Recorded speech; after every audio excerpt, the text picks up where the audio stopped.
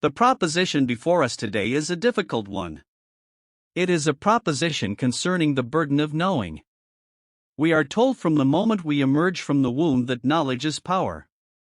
We are told that to see clearly is the goal of all education, all philosophy, all spiritual striving.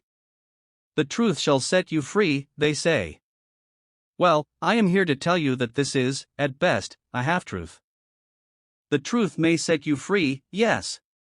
But first, it is very likely to make you miserable. It is very likely to alienate you from your tribe. It is very likely to make you question the very foundations of the reality tunnel that you have been politely asked to inhabit since birth.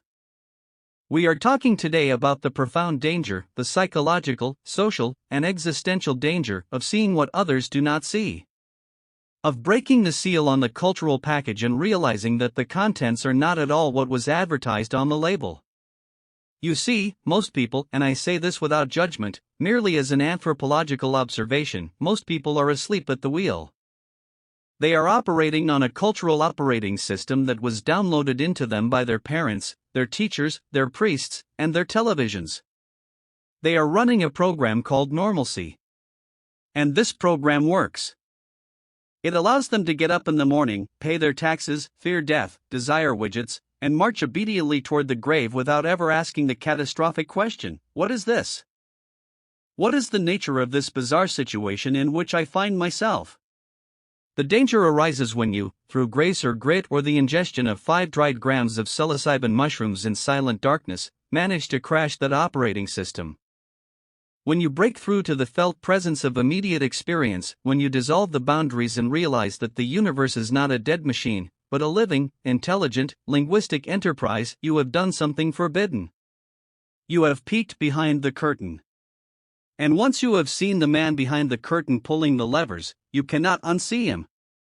You cannot go back to Kansas. You are stranded in Oz, and you realize with a sinking heart that everyone else you know is still back in black and white Kansas, worrying about the mortgage. This leads to the primary danger, the burden of isolation. The shaman, the visionary, the psychonaut, they are inevitably lonely figures. Because what they have seen is ineffable. That is the central problem with the psychedelic experience, isn't it? You come back with this cargo of incredible jeweled knowledge, of hyperdimensional machine elves trading linguistic structures that are beheld rather than heard, and then you meet your friend for coffee on Tuesday morning. And they ask, how was your weekend? What can you say? Language fails you. English was created by primates to discuss the location of berries and the movement of predators in the tall grass. It was not designed to describe the collapse of spacetime vector fields into the transcendental object at the end of time. So you stammer. You use metaphors that feel cheap and hollow.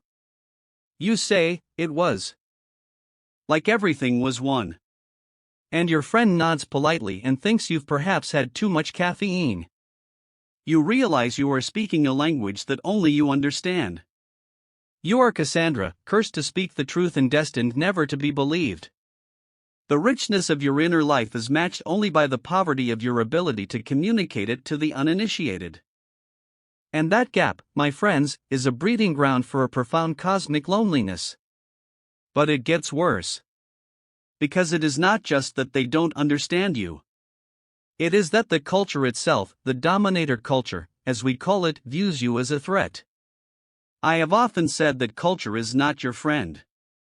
Culture is an impediment to understanding what is really going on. Culture is a narrowing of the bandwidth of consciousness to serve the needs of the hegemony. If you see through the game, if you realize that the borderlines on the map are fictions, that the value of the dollar is a shared hallucination, that the authority of the politician is based on bluff and violence, if you see all that, you become unpredictable. And the one thing a herd cannot tolerate is an unpredictable element. Society has mechanisms for dealing with people who see too much. In the archaic past, if you heard voices and saw visions, they made you a shaman. They recognized that you had a pipeline to the other, and they used you to heal the tribe and locate the game.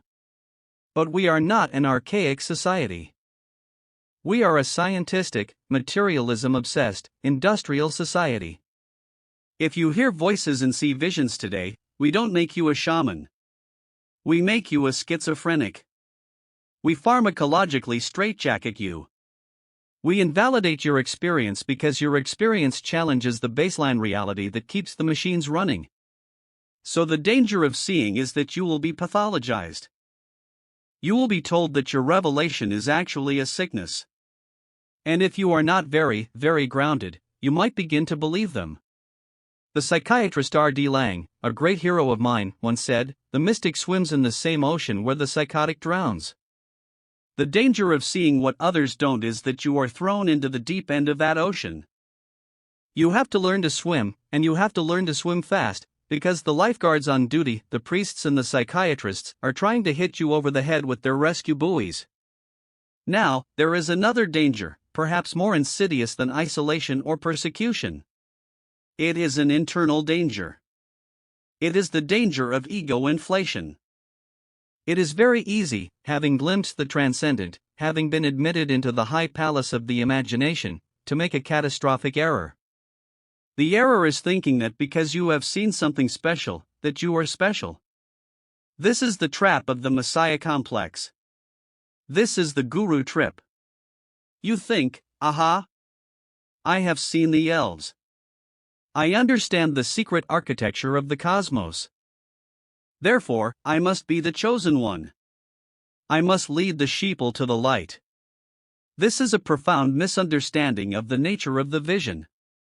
The vision is a free gift of the universe. It has nothing to do with your moral worth or your spiritual standing. It is simply data. The mushroom doesn't care who you are. It will show the same hyperdimensional latticework to a Nobel Prize winner as it will to a chimney sweep. The danger lies in appropriating the universal and trying to make it personal. If you fall into this trap, you become insufferable. You become one of those bores at parties who corners people and talks at them about your spiritual superiority. You lose your sense of humor. You lose the cosmic giggle.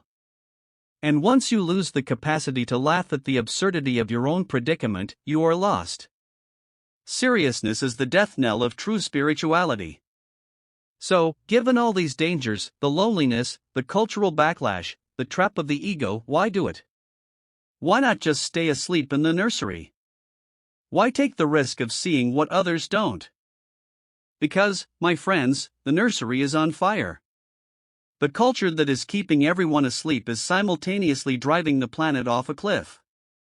We are living in a time of supreme crisis. The old maps no longer work. The ideologies of the past, consumer capitalism, Marxism, fundamentalist religion, they have all led us to this brink of ecological and existential catastrophe. We need people who see what others don't. We need scouts.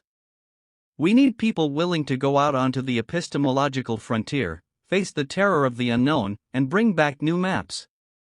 We need the crazy wisdom of the shaman now more than ever. The danger of seeing is real.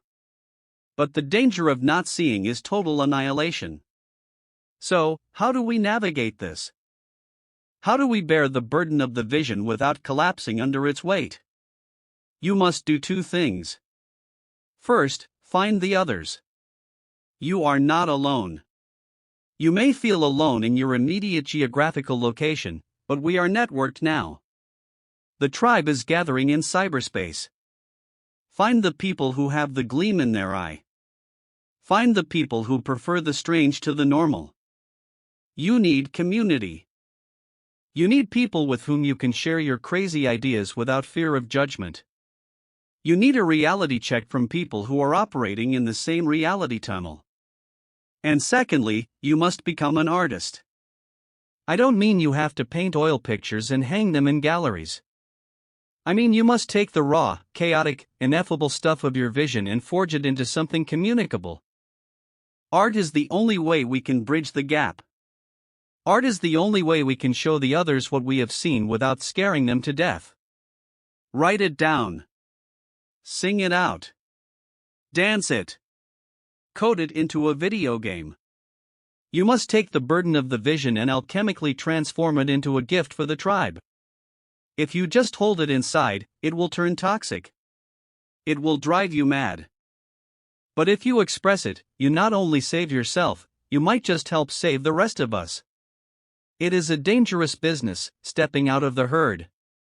You risk everything. But the rewards are commensurate with the risk. The reward is a life lived in the presence of the real mystery, a life that is not a dress rehearsal, a life that is fully awake. Take it easy, but take it.